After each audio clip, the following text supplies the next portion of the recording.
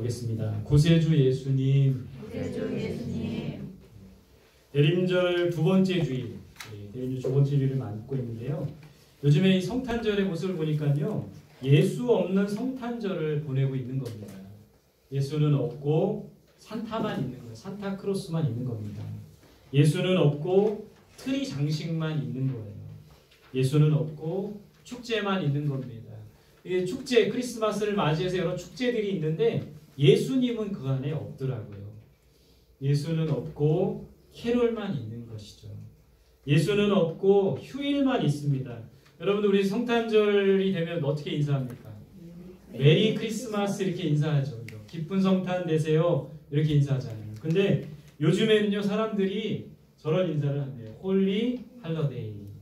그러니까 또 이제 그 프랜차이즈 커피를 하는 큰 기업에서 이렇게 로고를 찍어가지고 성탄을 준비한다고 합니다. 홀리 해피 할러데이. 행복한 휴일 보내세요.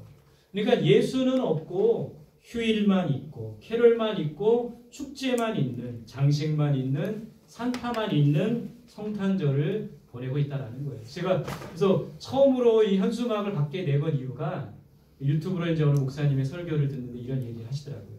예수 없는 우리 성탄을 우리가 보내고 있습니다. 그래서 그 교회는 우리가 성탄의 주인공이 예수님인 것을 이렇게 뭐 장식을 하든 어떻게 하든지 해가지고 그 사진을 보내면 그 교회에서 시상을 한다고 그러더라고요. 그래서 우리도 이 예수님이 성탄의 주인공인 것을 전해야겠다, 알려야겠다 그 마음을 먹었습니다. 그래서 지나다니는 사람들이 이것을 딱 보고 깨달았으면 좋겠어요. 크리스마스의 주인공이 예수님이다. 성탄의 주인공이 예수님이다. 이것을 깨달았으면 좋겠습니다. 또 그것을 전하는 이번 대림절 기간이 될 수 있기를 간절히 소망합니다. 성탄의 주인공은 예수님이신 거예요. 자, 누가복음 2장 11절 같이 읽어보겠습니다. 시작. 오늘 다윗의 동네에 너희를 위하여 구주가 나셨으니 곧 그리스도 주시니라.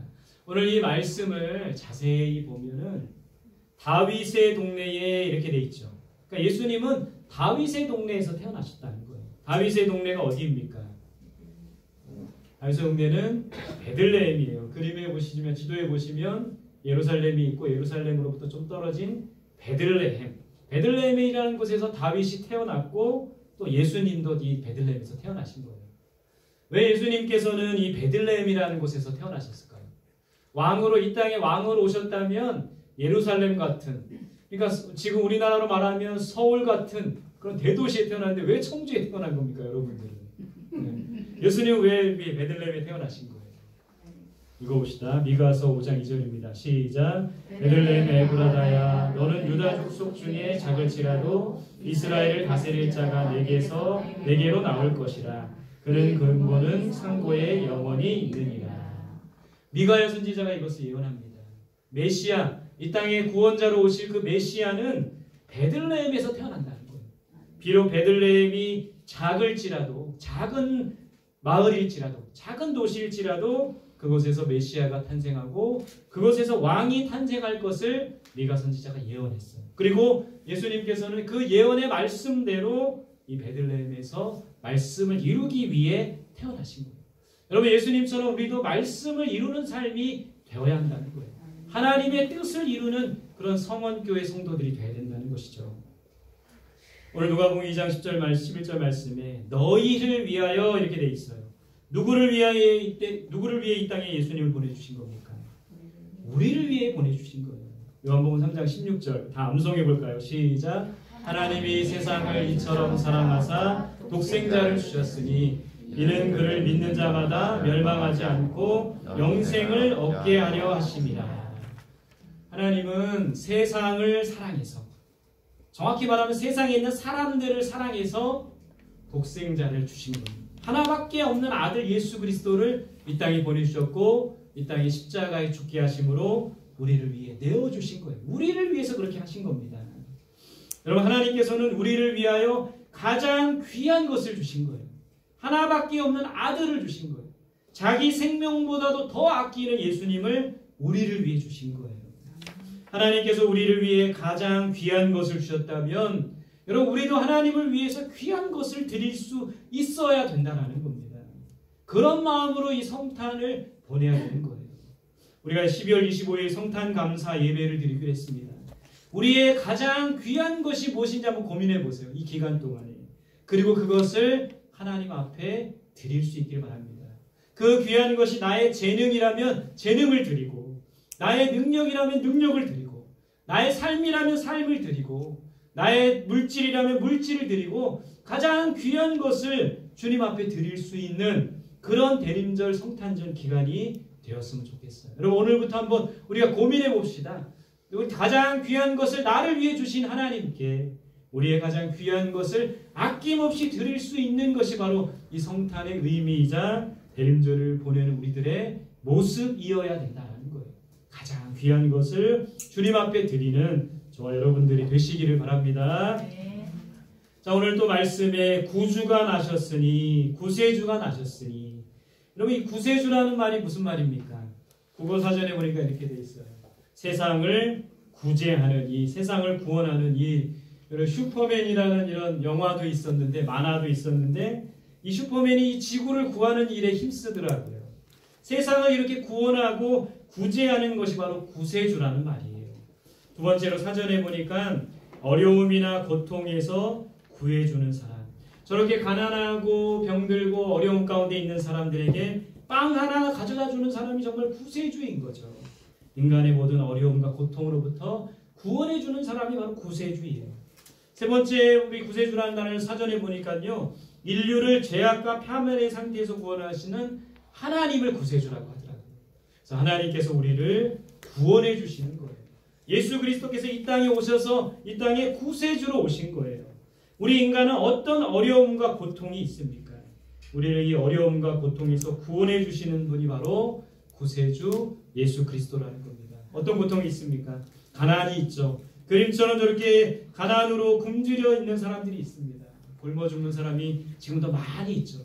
여러분, 석탄 값이 많이 올랐대요. 왜냐하면 호주와 이 중국 사이에 석탄 전쟁, 무역 전쟁이 있어서 중국의 석탄 값이 많이 올라가고 있대요. 중국의 석탄 값 오르는 거랑 우리랑 무슨 상관이 있어요? 제가 그 북한 탈북민들을 선교하는 선교사님의 기도 편지를 읽어보니까 이 탈북민들이 석탄값이 너무 많이 올라가지고 이번 겨울을 굉장히 추위 속에 보내고 있다라고 얘기를 하시더라고요. 그 선교 편지를 받고 선교사님 기도하겠습니다. 또 저희가 조금이나마 보탬이 될 수 있게 하겠습니다. 그러니까 이런 여러 가지로 굶주리고 가난하고 어려운 사람들이 있다는 것을 우리가 생각해야 됩니다. 여러분, 불과 우리나라도 지금 우리가 잘 먹고 잘 살고 있지만 불과 50년 전만 해도 6.25 전쟁 이후만 해도 정말 가난하고 굶주린 많은 사람들이 있었다는 것을 우리가 생각해야 된다는 것이죠. 우리 이 땅에 가난한 사람들이 없도록, 또 이 땅에 굶주리는 사람들이 없도록 해야 할 책임과 의무가 바로 우리 그리스도인들에게 있다는 거예요. 많은 사람들이 질병으로 고통받죠. 여러 가지 질병으로 고통받습니다. 암투병하는 사람들이 있어요. 굉장히 젊고 잘생긴 이 청년, 젊은 유튜버인데 암투병하는 과정을, 암을 잘 극복하는 과정을 유튜브로 방송을 하고 그걸 통해 많은 사람들에게 용기를 줬는데 결국에는 이분이 암투병 하다가 숨을 거두었다고 합니다. 이렇게 많은 사람들이 암투병 가운데 있는 거예요.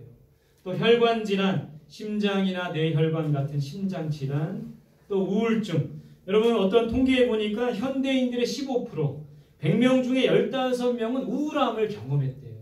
그래서 우울증 가운데 있는 이런 많은 사람들, 질병 가운데 고통받는 현대인들을 보게 됩니다.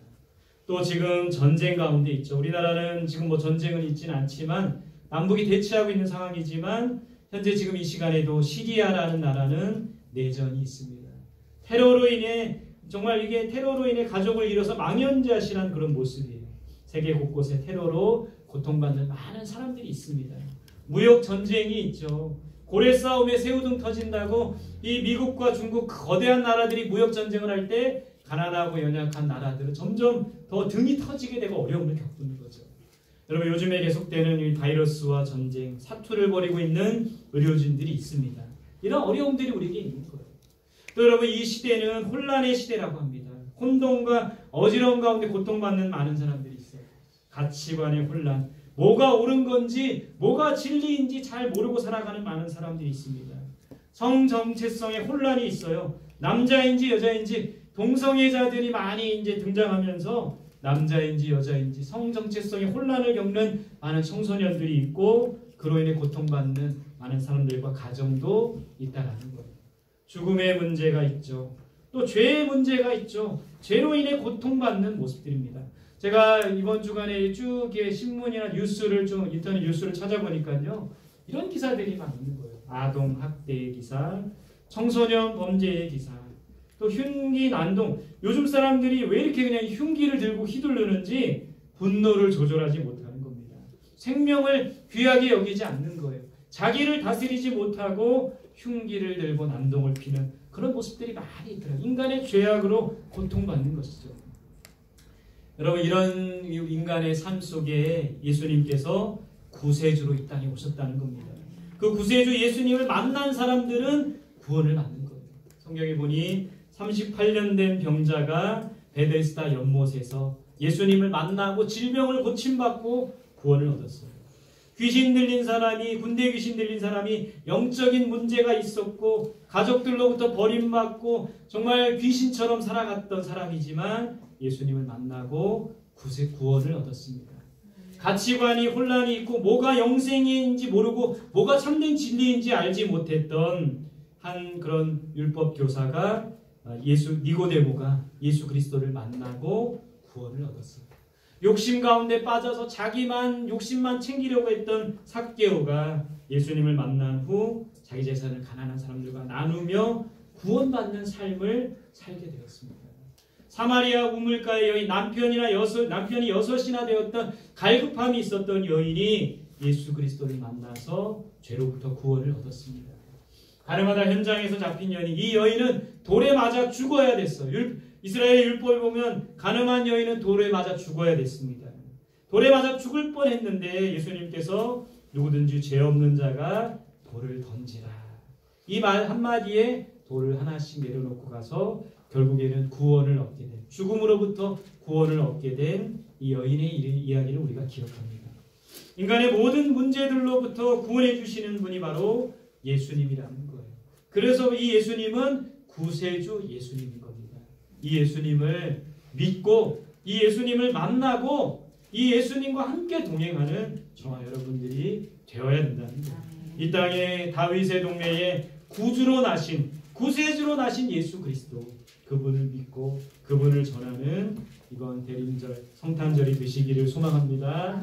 여러분 우리는 지금도 많은 고통 가운데 있습니다. 다 얘기하지 않지만 지금 여러분들의 삶 속에도 다 소소하게 여러 가지 고통과 어려움이 있어요. 그런 어려움 가운데 아이들은 아이들대로 또 고통이 있고 스트레스가 있고 염려가 있고 걱정이 있습니다. 어른들은 또 어른들 나름대로 우리 모두가 아마 죽을 때까지 우리는 인간은 고통과 염려와 걱정과 근심 속에서 살아가고 있게 된다는 것이죠. 우리는 어떻게 해야 됩니까? 구세주 그 예수님이 계시다는 것을 믿어야죠. 우리는 어떻게 해야 됩니까? 첫 번째 따라합시다. 예수님께 맡겨야 한다. 예수님께 맡겨야 한다. 우리 가정의 문제, 인간관계 문제, 공부에 대한 문제, 돈 문제, 건강에 대한 문제, 모든 문제를 하나님께 맡겨야 돼요. 읽어봅시다. 시작. 너희 염려를 다 주께 맡기라. 이는 그가 너희를 돌보시리라. 우리 모든 염려를 주님께 맡겨야 합니다. 그럴 때 돌봐주시는 거예요. 두 번째 따라합시다. 예수님의 이름을 불러야 한다. 예수님의 이름을 불러야 한다. 읽어봅시다. 시작. 환난 날에 나를 부르라. 내가 너를 건지리니 내가 나를 영화롭게 하리로다. 여러분 어렵고 힘들고 고통스러운 순간에 우리는 예수님의 이름을 불러야 돼요. 예수님 도와주세요. 예수님 해결해 주세요.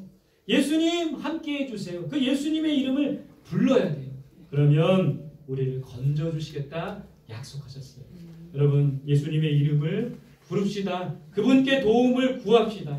우리를 건져주시는 하나님의 은혜를 경험하고 그로 인하여 하나님께 영광 올려드리는 우리들이 되었으면 좋겠습니다. 마지막 세 번째 따라합시다. 예수님과 함께 해야 한다. 예수님과 함께 해야 한다. 자 읽어봅시다. 시작. 보라 처녀가 잉태하여 아들을 낳을 것이요 그의 이름을 임마누엘이라 하리라 하셨으니 이를 번역한즉 하나님이 우리와 함께 계시다 합니다. 여러분 임마누엘 예수님이라고 했어요. 하나님 임마누엘 무슨 뜻입니까? 하나님이 우리와 함께 하신다. 임마누엘 할 때 제가 발음 잘하라고 했는데 우리 집에 어떤 녀석이 임마누엘 저한테 그러더라고요. 임마누엘 무슨 뜻입니까? 하나님이 우리와 함께 하신다는 말이에요. 여러분 이것을 우리가 꼭 기억해야 된다는 거예요. 그리고 하나님과 함께 동행하는 삶을 살아야 된다는 겁니다. 올 한 해를 이렇게 돌아보니까요. 참 어려운 순간들이 많이 있었습니다. 힘들고 어려운 순간들이 많이 있었어요. 근데 연말이 된 지금에 보니까는 하나님 임마누엘 하나님이 함께 해주셔서 이 어려움도 이겨나가게 하셨고 정말 우리가 간절히 원했던 기도의 제목도 저희 가정 안에 이루어지게 하셨고 이제 집 문제, 전세 문제도 다 이제 해결돼서 마무리되는 상황에 있는데 이 순간순간마다 임마누엘 하나님이 함께 하셔서 이겨나갈 수가 있었다는 거예요. 여러분 인간의 삶은 고통의 연속입니다. 누구나 그래요. 부자도 그렇고 가난한 사람도 그렇고 고통 가운데 있는 사람 인생이라는 거예요. 여러분 부자들은 고통이 없는 줄 아세요? 부자들도 나름대로 고통과 어려움이 있어요. 또 힘이 있고 권세 있는 사람들도 나름대로 고통과 어려움이 있다는 거예요. 어린아이들도 5살 어린아이들도 고통이 있고 스트레스가 있다는 거예요. 안타까운 것은 그 고통과 염려와 걱정이 어느 시점에 되면 끝나는 것이 아니라 성인이 되면 끝나는 것이 아니라 결혼하면 끝나는 것이 아니라 더 뭐 연세가 50, 60 되면 끝나는 것이 아니라 죽을 때까지 우리의 고통과 염려와 걱정은 계속된다는 거예요. 어떻게 하면 됩니까? 오늘 말씀처럼 예수님께 맡겨야 되는 거예요. 예수님의 이름을 불러야 되는 거예요. 예수님과 함께 임마누엘 하나님이 우리와 함께 하시면 되는 거예요. 여러분 이 대림절 기간에 임마누엘 주님 하나님이 우리와 함께 하신다는 이 약속의 메시지를 믿고 모든 고통과 염려 속에 하나님 앞에 간구하여 모든 고통과 염려를 이겨나가는 우리들이 되시기를 소망합니다. 고통이나 염려는 없어지지는 않아요. 우리가 이겨나갈 수 있는 거예요. 믿음으로 하나님이 함께 하시는 거예요. 임마누엘 하나님이 저와 여러분들 속에 함께 하시는 그런 대림절 기간, 성탄절 기간이 되시기를 간절히 소망합니다.